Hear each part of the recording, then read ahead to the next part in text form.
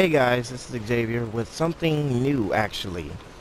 Now, I'm not sure how to put this exactly, but I've recently taken up reading more about the Infamous franchise and what they plan to do in the next, say 2-3 years. And something came to my attention. Is it possible that they're going to tease something else out at E3 this year? And then I thought about it. I was like, well, we are just getting past the year anniversary, the first year birthday of Infamous Second Son. So, Infamous Second Son sold over 1 million copies within the first week it was brought out. So we basically have every reason to create a sequel, if not an entire new series altogether.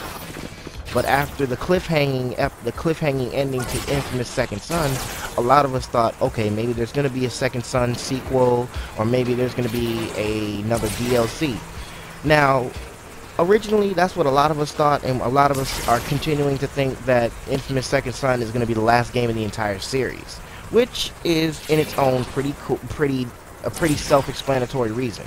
I mean, the cliffhanging ending for Infamous Second Son pretty much just left everybody guessing. You don't know whether Delsin continues to live on as a villain, or does he continue to go by his good side. That is the case in point of it all. But what I read is that there are a number of unused conduit powered concept arts that I will put in a video later on, but not now. Now, in some of these concepts, I noticed there were unique abilities that somehow didn't stand out to me, but then when I let my family and friends see it, they thought there was something different about these abilities. I'm not going to give too much about what the abilities look like, but I'm going to reveal that later. But my thing about it all is, could we see Infamous or Sucker Punch making an announcement of another title in E3 this year, or possibly in the next 4 or 5 months? The reason I say that is because, well, I mean, I don't think they're running out of ideas for Infamous, to be honest with you.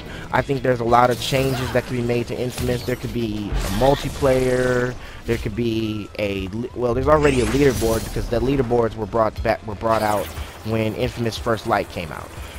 But I mean, there are plenty more conduits in Infamous Second Son, but the reason Fetch got her own DLC standalone is partially because of the fact that in the polls between Hank and Eugene, she won the popularity contest. So we're left with a total of, say, three DLCs that we could possibly see between now and, say, next year.